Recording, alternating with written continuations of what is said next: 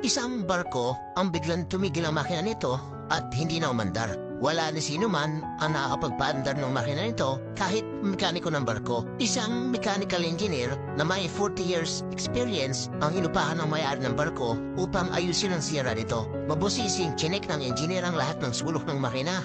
At nang matapos tingnan ay ibinaba ang dala niyang toolbox at pinupok ng malit na martilyo ang isang bahagi ng makina at tumandar ito na ikinagulat naman ang mga naroroon pati ang may-ari. Pagkatapos magawa ito ay inabot na ng engineer ang bill na babayaran ng may-ari ng barko.